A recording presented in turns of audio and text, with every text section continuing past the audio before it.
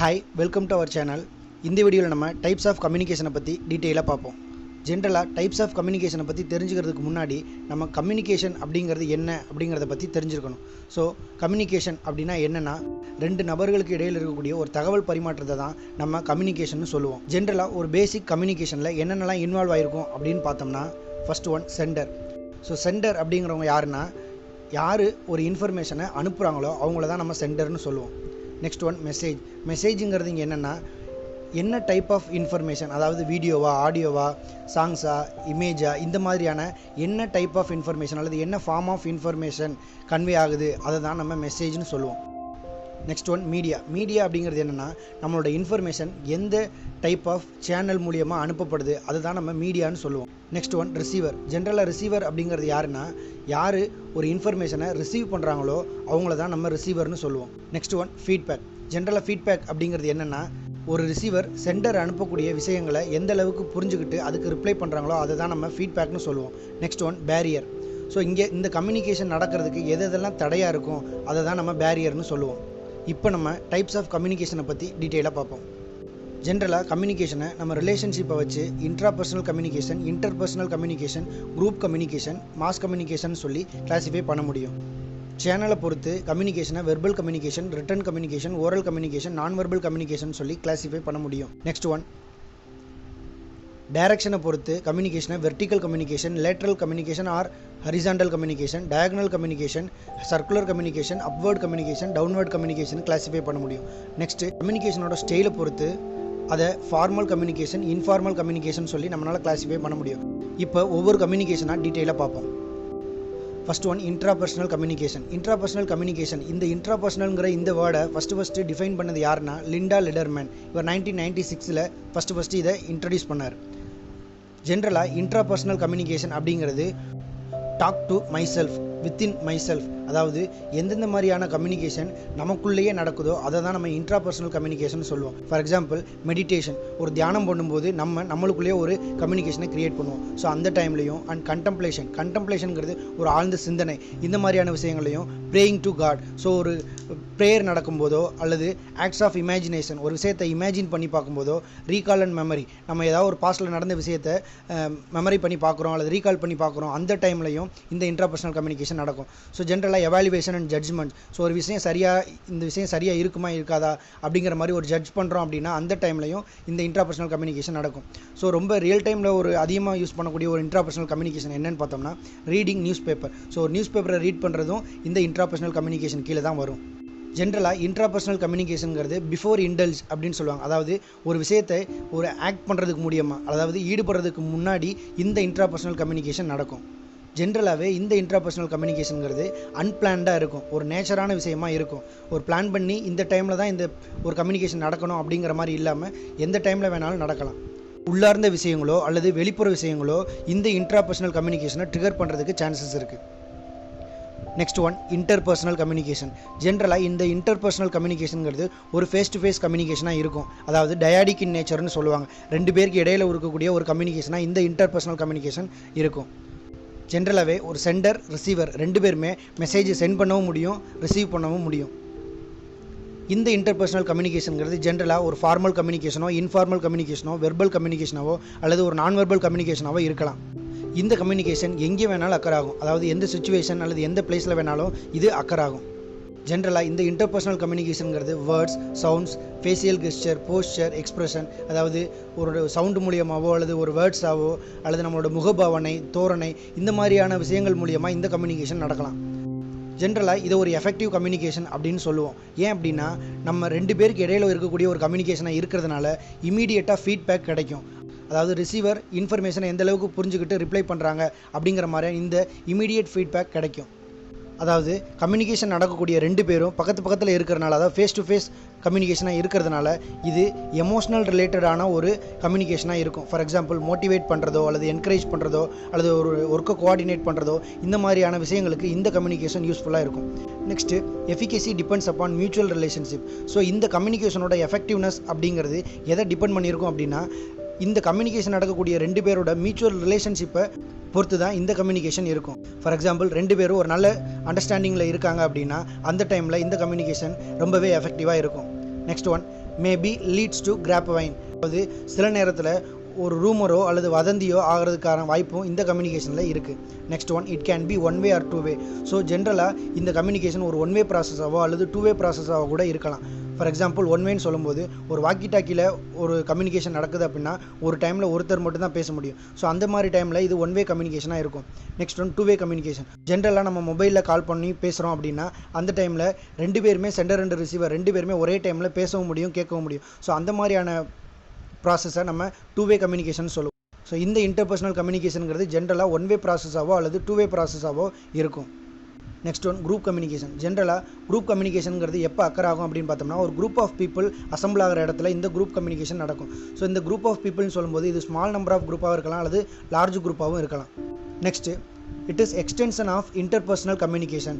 ஜென்ரலாக இன்டர்பர்சனல் கம்யூனிகேஷனில் ரெண்டு பேருக்கு இடையில் இருக்கக்கூடிய கம்யூனிகேஷன் சொன்னோம். ஸோ இது ஒரு எக்ஸ்டென்ஷன் ஆஃப் இன்டர்பர்சனல் கம்யூனிகேஷன் சொல்லுவாங்க. அதாவது மோர் தென் 2 பர்சனுக்கு இடையில் இருக்கக்கூடிய ஒரு கம்யூனிகேஷனை குரூப் கம்யூனிகேஷன் சொல்லலாம்.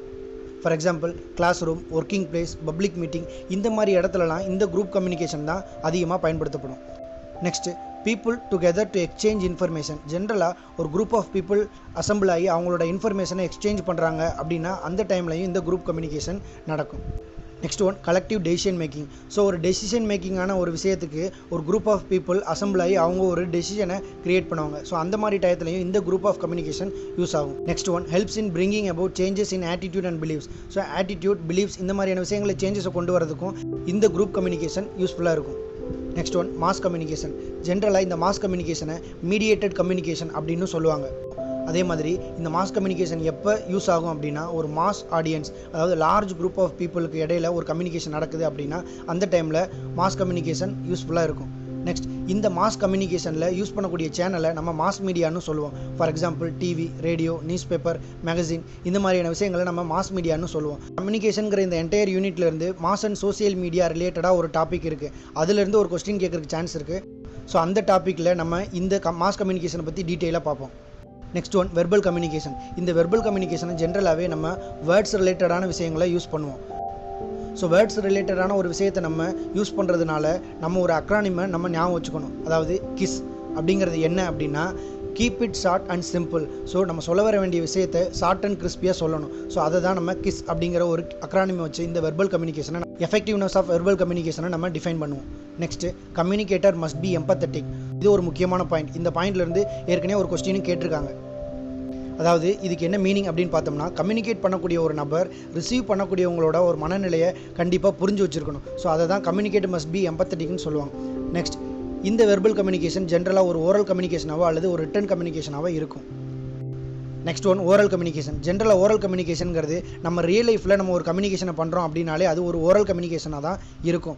ஜென்ரலாக இதில் என்னென்னலாம் இருக்கிறதுக்கு வாய்ப்பு இருக்குது அப்படின்னா ஃபேஸ் டு ஃபேஸ் கான்வர்சேஷனாவோ அல்லது டெலிஃபோனிக் கான்வர்சேஷன், ரேடியோ, டெலிவிஷன் இது எல்லாமே ஒரு ஓரல் கம்யூனிகேஷன் கீழே தான் வரும். நெக்ஸ்ட் ஒன், என்னென்ன டேர்ம்ஸ்லாம் இந்த ஓரல் கம்யூனிகேஷனை இன்ஃப்ளூயன்ஸ் பண்ணும் அப்படிங்கிறத பார்த்தோம்னா first one, pitch and volume. ஜென்ரலாக கம்யூனிகேட்டர் அவங்களோட மாடுலேஷனை கண்டிப்பாக கன்சிடர் பண்ணி ஆகணும். அதாவது டீச்சிங் லேர்னிங் ப்ராசஸில் இந்த பிச் அண்ட் வால்யூம்ங்கிறது ஒரு முக்கியமான பாயிண்ட்டாக இருக்கும். ஃபார் எக்ஸாம்பிள் ரொம்ப லவுடாக பேசுனாங்க அப்படின்னா அது ரிசீவருக்கு ஒரு இரிட்டேஷனை கொடுக்கும். அதே மாதிரி ரொம்ப அமைதியாக பேசினாங்கன்னா அந்த டைமில் ரிசீவருக்கு போர் அடிச்சிடும். ஸோ இந்த மாதிரியான விஷயங்களை தான் பிச் அண்ட் வால்யூம் கன்சிடர் பண்ணியிருக்கோம். Next one, rate. ஸோ ஜென்ரலாக ரேட் அப்படிங்கிறது speed at which words delivered. So இந்த ஸ்பீட் ஆஃப் வேர்ட்ஸ் டெலிவர்டுங்கிறது ஒரு ரெகுலர் மேனரில் இருந்துச்சுன்னா அது ஒரு எஃபெக்டிவ் கம்யூனிகேஷனாக இருக்கும். ஒரு இரெகுலர் ஸ்பீச்சாக இருந்துச்சுன்னா ஃபார் எக்ஸாம்பிள் திக்கி பேசுகிறாங்க அப்படின்னா அந்த டைமில் ஒரு கம்யூனிகேஷன் கண்டிப்பாக எஃபெக்டிவாக இருக்காது. Next one, clarity in speaking and articulation. இந்த பாயிண்ட்டை கன்சிடர் பண்ணும்போது என்னென்ன மாதிரியான விஷயங்கள்லாம் இருக்கும் அப்படின்னா pronunciation, delivery of words, grammar இந்த மாதிரியான விஷயங்கள் எல்லாமே இந்த பாயிண்டில் கன்சிடர் ஆகும். For example pronunciation, grammar, delivery of words இதெல்லாம் ப்ராப்பராக இருந்துச்சுன்னா அந்த கம்யூனிகேஷன் எஃபெக்டிவாக இருக்கும். ஸோ இது எல்லாமே எதை டிபெண்ட் பண்ணியிருக்கும் அப்படின்னா கிளாரிட்டி ஆஃப் தாட், எந்த அளவுக்கு அந்த டாப்பிக்கை அந்த கம்யூனிகேட்டர் அண்டர்ஸ்டாண்ட் பண்ணி வச்சுருக்காங்க அதை பொறுத்து தான் இந்த clarity in speaking and articulation depend ஆகும். நெக்ஸ்ட்டு, இந்த pitch and volume, rate, clarity in speaking and articulation இது எல்லாமே பேராலாங்குவேஜோட இம்பார்ட்டன்ட் காம்போனன்ட்ஸாக இருக்கும். அட்வான்டேஜஸ் ஆஃப் ஓரல் கம்யூனிகேஷன் அப்படின்னு எடுத்துட்டோம்னா first one spontaneous and natural. இது ஒரு இயல்பாக நடக்கக்கூடிய கம்யூனிகேஷனாக இருக்கும். ஸோ இயல்பாக நடக்கக்கூடிய கம்யூனிகேஷனாக இருக்கிறதுனால இதை ரிசீவர் ஈஸியாக அண்டர்ஸ்டாண்ட் பண்ணிக்க முடியும். நெக்ஸ்ட்டு சப்போர்ட்டட் பை நான் வெர்பல் கம்யூனிகேஷன். இந்த ஓரல் கம்யூனிகேஷனுங்கிறது ஜென்ரலாக நான் வெர்பல் கம்யூனிகேஷன் சப்போர்ட் பண்ணும். நெக்ஸ்ட் ஒன், இந்த ஓரல் கம்யூனிகேஷனில் கம்யூனிகேட்டர் ஃபிசிக்கலாக அவைலபிளாக இருப்பாங்க. Next develop close relationship. அதாவது ஒரு சென்டர் அண்ட் ரிசீவர் இவங்க ரெண்டு பேருக்கு இடையில ஒரு நல்ல ரிலேஷன்ஷிப், ஒரு க்ளோஸ் ரிலேஷன்ஷிப்பை இது மெயின்டைன் பண்ணும். Next one, disadvantage of oral communication. ஜென்ரலாக ஓரல் கம்யூனிகேஷனுங்கிறது நம்ம ரியல் லைஃப்பில் பேசக்கூடிய விஷயங்களை தான் ஓரல் கம்யூனிகேஷன் சொன்னோம். ஸோ இந்த மாதிரி ரியல் லைஃப்பில் பேசக்கூடிய விஷயங்கள் டெம்பரவரியாக தான் இருக்கும், அதாவது பெர்மனெண்ட்டாக ரெக்கார்ட் பண்ணியிருக்க மாட்டோம். ஸோ அந்த மாதிரி இருக்கிறனால ரிசீவர் ஈஸியாக சொல்ல வந்த விஷயங்களை கண்டிப்பாக மறக்கிறதுக்கான சான்சஸும் இந்த ஓரல் கம்யூனிகேஷனில் இருக்குது. Next one, not understand by other language. So for example oral communication ஒரு பர்டிகுலர் லாங்குவேஜில் நடக்குது அப்படின்னா அந்த லாங்குவேஜ் தெரியாத நபர் அதை ரிசீவ் பண்ணுறாங்க அப்படின்னா கண்டிப்பாக அவங்களால புரிஞ்சிக்க முடியாது.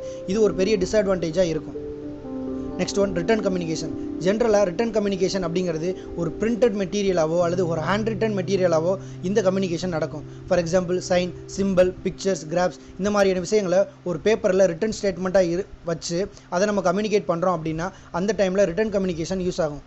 Next one, affect the quality of message. அதாவது என்னென்ன விஷயங்களை இந்த ரிட்டன் கம்யூனிகேஷனை அஃபெக்ட் பண்ணும் அப்படின்னு பார்த்தோம்னா writing style, writing skills, grammar இந்த மாதிரியான விஷயங்கள் ரிட்டன் கம்யூனிகேஷனை கண்டிப்பாகவே அஃபெக்ட் பண்ணுறதுக்கு சான்சஸ் இருக்குது.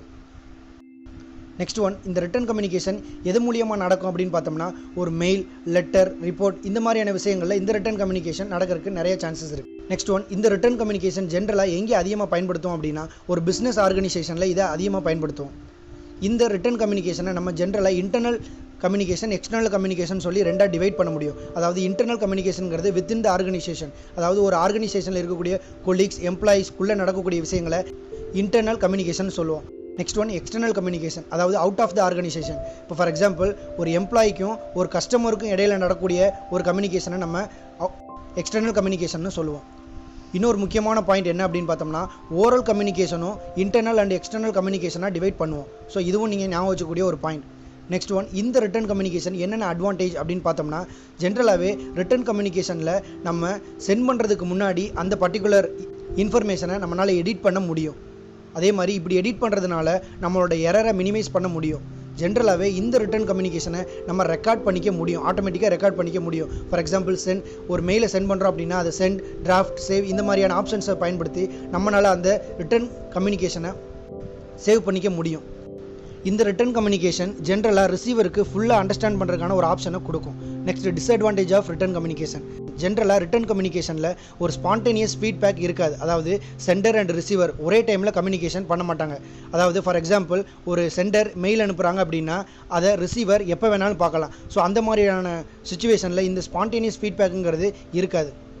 நெக்ஸ்ட் ஒன், நான் வெர்பல் கம்யூனிகேஷன். இந்த நான் வெர்பல் கம்யூனிகேஷனை கன்சிடர் பண்ணுறதுக்கு நம்ம ஒரு பாயிண்ட்டை கண்டிப்பாக மெமரைஸ் பண்ணி ஆகணும். அதாவது ஆக்ஷன் ஸ்பீக்ஸ் லவுடர் தென் வேர்ட்ஸ். அதாவது ஒரு வேர்டை விட ஒரு ஆக்ஷன் அதிகமாகவே பேசும் அப்படின்னு சொல்லியிருக்காங்க. ஸோ ஜென்ரலாக நான் வெர்பல் கம்யூனிகேஷன் அப்படிங்கிறது ஒரு வேர்ட்ஸ் மூலியமாக ஒரு கம்யூனிகேட் பண்ணாமல் ஒரு பாடி கெஸ்டர், நம்மளோட eye contact, body language, poster, அதாவது தோரணை, முகபாவனை இது மூலியமாலாம் ஒரு கம்யூனிகேஷனை பண்ணுறோம் அப்படின்னா அதை நான் வெர்பல் கம்யூனிகேஷன் சொல்லுவாங்க.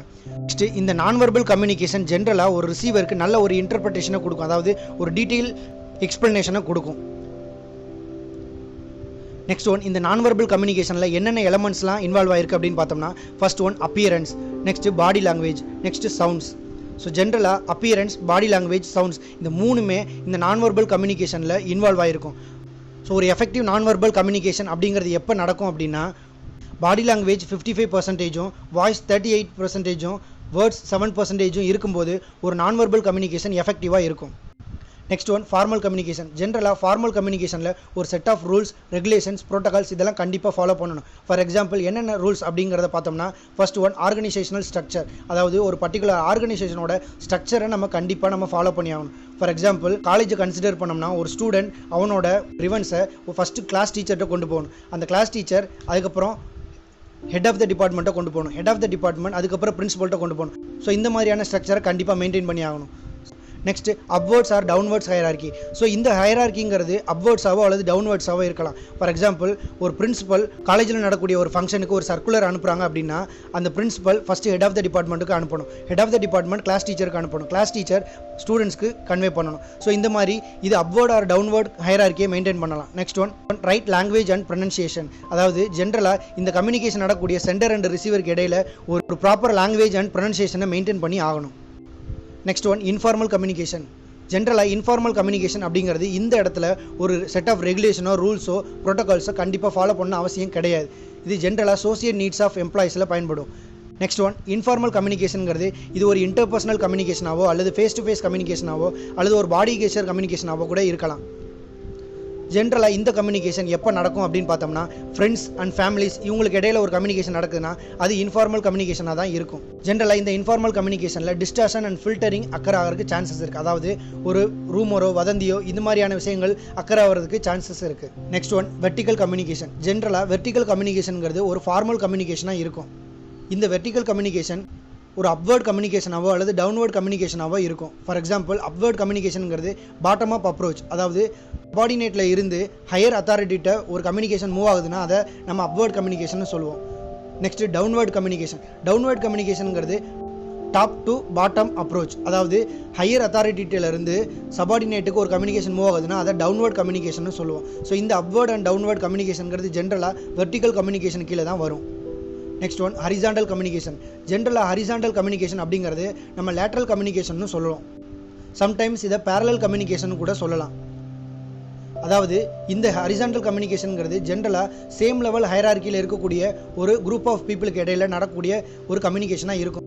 ஃபார் எக்ஸாம்பிள், ஒரு டீச்சர் இன்னொரு டீச்சருக்கு இடையில இருக்கக்கூடிய ஒரு கம்யூனிகேஷன் ஹரிசாண்டல் கம்யூனிகேஷன். அதே மாதிரி ஒரு ஹெட் ஆஃப் த டிபார்ட்மெண்ட் இன்னொரு ஹெட் ஆஃப் த டிபார்ட்மெண்ட்டுக்கு இடையில இருக்கக்கூடிய ஒரு கம்யூனிகேஷனும் இந்த horizontal communication. So same level ஹையரார்கியில் இருக்கக்கூடிய ஒரு குரூப் ஆஃப் பீப்புளுக்கு இடையில நடக்கக்கூடிய ஒரு கம்யூனிகேஷன் தான் ஹரிசாண்டல் கம்யூனிகேஷன் சொல்லுவோம்.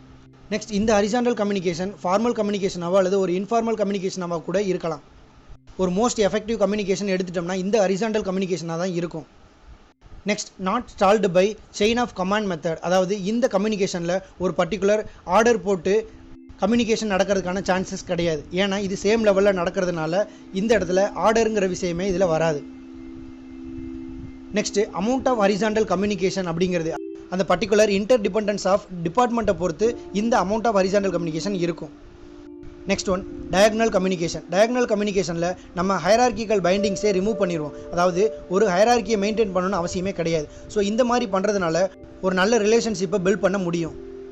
இந்த டயக்னல் கம்யூனிகேஷனில் சுப்பீரியர் அண்ட் சபார்டினேட் இவங்க ரெண்டு பேருக்கு இடையில ஒரு நல்ல பாண்டிங் கிரியேட் ஆகிறதுக்கு சான்சஸ் இருக்குது. Next one asynchronous communication. ஜென்ரலாக அசின்க்ரோனஸ் கம்யூனிகேஷன் அப்படிங்கிறது சென்டர் அண்ட் ரிசீவர் ரெண்டு பேருமே சேம் டைமில் இல்லாத போது இந்த அசின்க்ரோனஸ் கம்யூனிகேஷன் நடக்கும். ஃபார் எக்ஸாம்பிள், ஒரு சென்டர் மெயில் அனுப்புகிறாங்க அப்படின்னா ரிசீவர் அதை எப்போ வேணாலும் பார்க்கலாம். இந்த மாதிரி சென்டர் அண்ட் ரிசீவர் ஒரே டைமில் கம்யூனிகேஷனை பண்ணாத போது இந்த அசின்க்ரோனஸ் கம்யூனிகேஷன் நடக்கும். Next one synchronous communication. ஜென்ரலாக சின்க்ரோனஸ் கம்யூனிகேஷனுங்கிறது சென்டர் அண்ட் ரிசீவர் ரெண்டு பேரும் ஒரே டைமில் கம்யூனிகேட் பண்ணுறாங்கன்னா அப்படின்னா அதை சின்க்ரோனஸ் கம்யூனிகேஷன் சொல்லுவோம். ஃபார் எக்ஸாம்பிள், ஃபேஸ்புக்கில் ஒரு மெசேஜ் பண்ணுறோம் அல்லது வாட்ஸ்அப்பில் ஒரு சேட் பண்ணுறோம் அப்படின்னா அந்த டைமில் இதை சின்க்ரோனஸ் கம்யூனிகேஷன் சொல்லுவோம். தேங்க்யூ.